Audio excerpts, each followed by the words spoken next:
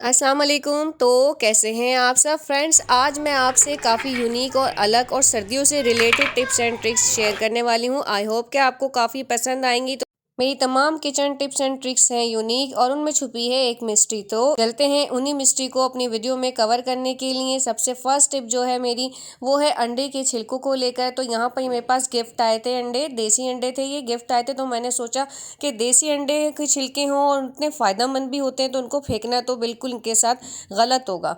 तो मैंने यहाँ पर क्या करा, इनको अच्छे तरीके से साफ सुथरा करके धो के सुखा कर और उसको पानी में बॉईल होने के लिए रख दिया। और इसमें मैंने ऐड किया आधा चमचा खाने का सोडा, ताकि इसमें जितने भी जरासीम वगैरह जो होते हैं जो धुलाई के दौरान साफ ना हुए वो भी साफ हो जाए।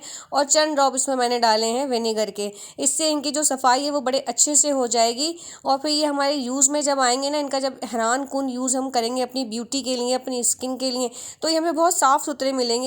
तो मैंने अपनी एक पिछली वीडियो में भी अंडे के छिलकों के बहुत सारे बेनिफिट आपसे शेयर किए थे और ये भी बताया था कि ये कितने महंगे दामों पर ऑनलाइन बिक रहे होते हैं। तो जब भी देसी अंडे आपके पास आए तो प्लीज़ प्लीज़ उनको फेंकने की गलती हरगिज़ मत कीजिएगा। ये नाइंसाफ़ी इन अंडे के छिलकों के साथ मत कीजिएगा।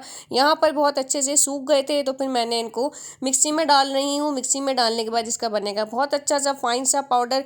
एक बार घुमाने में ही आप देखेंगे कि यहाँ पर इसका कितना अच्छा सा फाइन पाउडर बना है। देन हमने क्या करना है कि एक स्ट्रेनर में डालकर इसको अच्छी तरह से छानना है। जब भी अंडे के छिलकों का आप पाउडर बनाएंगे इसको ऐसे ही यूज़ मत कीजिएगा, क्योंकि वो फाइन पाउडर बनता नहीं है। तो जब आप इसको स्किन पर यूज़ करेंगे ना तो वो आपको इरिटेट करेगा। तो आपने इसको छान कर इसका बड़ा अच्छा सा फाइन पाउडर रेडी करना है, बिल्कुल मार्केट वाला से। मार्केट में बिक रहा होता है ना, जो हम बहुत महंगा महंगा खरीदते हैं, ये वही है। घर में बिल्कुल सस्ते में तैयार हो गया है। छानने के बाद ये जो मोटे पार्ट्स बचेंगे इसको गमलों में डाल दीजिएगा। आपके पौधों की सेहत बेहतरीन हो जाएगी, फूल भी बहुत ज़्यादा लगेंगे। और इस फाइन पाउडर के बहुत सारे इस्तेमालात मैं अपने आने वाली वीडियो में आपके साथ शेयर करने वाली हूँ। इसको हरगिज़ नहीं फेंकिएगा, ये आपकी स्किन के लिए बेहतरीन होते हैं। इससे आपकी स्किन यंग नज़र आती है और बहुत खूबसूरत हो जाती है। तो मेरी टिप नंबर 2 जो है वो भी है बड़ी इंटरेस्टिंग सी, जो है कैंचियों को लेकर। चाहे वो कैंची आप किचन में यूज़ कर रहे हों या फिर कपड़ों की कटिंग के लिए इस्तेमाल कर रहे हों। यहाँ पर आप देख रहे होंगे कि मैं कैंची से कपड़ा काटने की कोशिश कर रही हूँ, लेकिन वो बिल्कुल भी नहीं कट रहा। कैंची चाहे बड़ी वाली हो या छोटी वाली, दोनों से किसी भी सूरत में कपड़ा कटने का नाम नहीं ले रहा। इसकी वजह यह है कि कैंचियों की जो धार है वो इस्तेमाल हो होकर बिल्कुल ख़त्म हो गई है। तो सिंपल आपने इसके लिए लेना है जूना, बेकार सा जूना। पिछली वीडियो में मैंने इसको बॉयल करके इसका एक ज़बरदस्त सा साफ़ करने का तरीका आपको बताया था, वो देख लीजिएगा। ये जूना आप फेंका ना करें। ये जो हमारा जूना होता है ना, ख़राब हो जाता है, हाथों में चुभने लगता है, इसको बिल्कुल भी फेंकना नहीं है।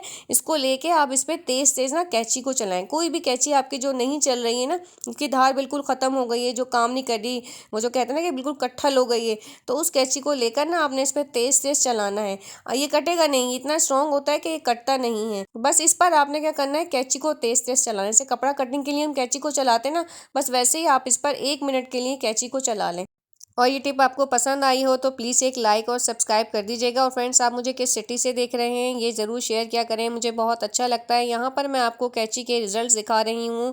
वही कपड़ा है जिसे ये कैंची काट नहीं रही थी, अब देखें कितना फाइन कटिंग कर रही है। और ना सिर्फ सिंगल में कटिंग कर रही है बल्कि कपड़े को डबल करके भी बहुत अच्छे से कटिंग कर रही है। ऐसा ही रिजल्ट जो है वो मेरी छोटी वाली कैंची का आया था, वो भी इतनी फाइन हो गई थी, फ़ौरन से ही कपड़ा कटिंग करने लग गई थी। जबकि जो छोटी वाली कैंची होती है कपड़ा कटिंग के लिए अमूमन होती नहीं है, हम इसको अक्सर पेपर कटिंग के लिए यूज़ करते हैं। लेकिन ये इतनी अच्छी हो गई थी, इसकी धार इतनी ज़बरदस्त हो गई थी जूने के यूज़ से, कि ये कपड़े को भी ज़बरदस्त तरीके से कट कर रही थी, जैसा कि वीडियो में आप देख भी सकते हैं। तो अब तो आप बेकार जूना बिल्कुल भी नहीं फेंकेंगे। तो चलते हैं अपनी टिप नंबर 3 की तरफ। टिप नंबर 3 जो है वो जली हुई माचिस की तीलियों को लेकर है। हम ख़वातीन अपने किचन के काम करने के लिए दिन में कितनी ही बार चूल्हा जला लेती हैं और माचिस की तीलियों को रखने की हमें परेशानी रहती है। तो आपके पास कोई भी माचिस का खाली बॉक्स है तो उसको डबल टेप के साथ इस तरह से ज्वाइन कर लीजिए, या फिर आप इस पर यूएचयू वगैरह भी लगा सकते हैं।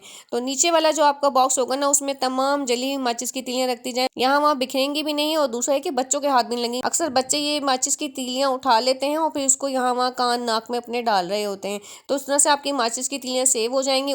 अच्छा, दूसरी टिप भी माचिस को लेकर, ये जो भी सर्दी और बारिश का मौसम चल रहा है ना, तो उसमें माचिस की तीलियां हमारी बहुत ज़्यादा सीलती हैं।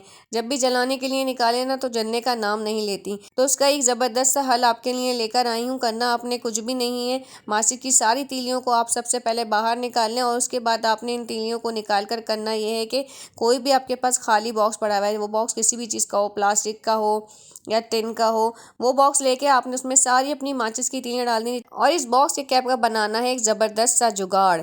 सबसे पहले तो जितने भी माचिस के खाली डब्बे हैं वो आप फेंकना बंद कर दें। सारे माचिस के खाली डब्बों की जो इस तरह से मसाले वाली लाइन होती है ना, इस पर माचिस का मसाला लगा हुआ होता है माचिस को जलाने के लिए, उसको कटिंग करके रख लिया करें।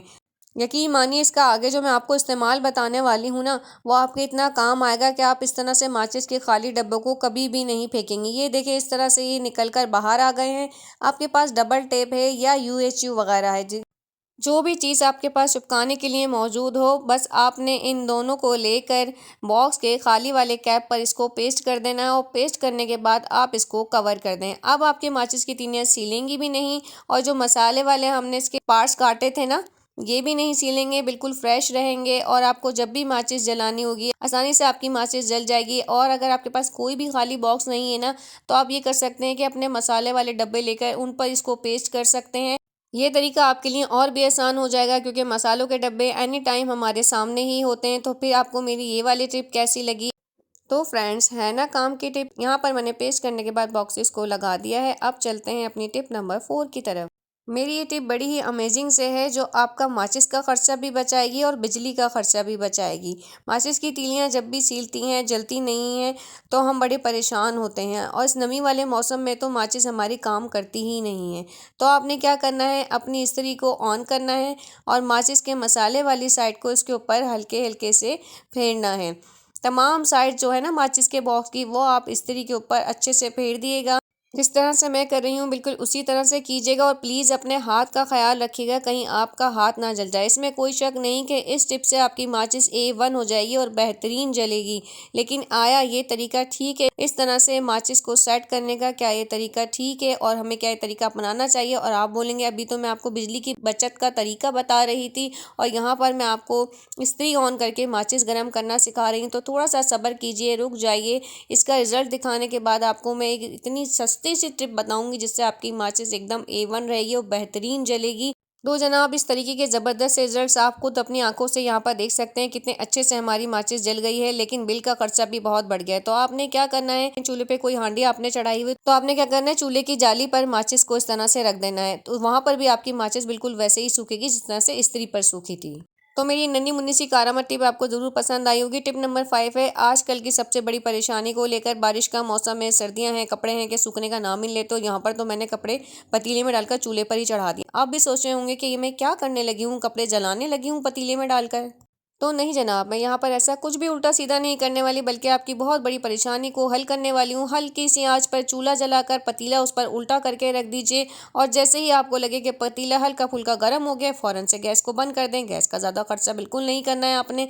तो जब बच्चों के हम मुँह धुलाते हैं ना, या कहीं वो पानी में खुद घुस के हाथ वाथ धोते हैं, तो हायने किस तरह से उनके गीले हो जाते हैं और यकीन करें कि सूखने का नाम नहीं लेते क्योंकि होते इतने मोटे मोटे। तो आपने उसको रख देना इस पतीले के ऊपर, उस पर अच्छे से सूख जाएंगे। और अगर बारिश के मौसम में बच्चे कहीं बाहर गए, छतरी भी ली है लेकिन थोड़ी बहुत बूंदे छींटे वगैरह कपड़ों पे पड़ जाती हैं, मोज़ों पे पड़ जाती हैं, तो उसके लिए भी आपने उन हल्के फुल्के छींटों वाले कपड़े जो हैं उसको इसके पतीले के ऊपर रखकर आप इसको अच्छे से सुखा सकते हैं, आपको बिना किसी परेशानी के। क्योंकि सर्दियों में हम पंखा भी नहीं चलाते, जो पंखा चलाकर सुखा लें, और पंखा चलाएंगे तो बिल भी ज़्यादा आएगा।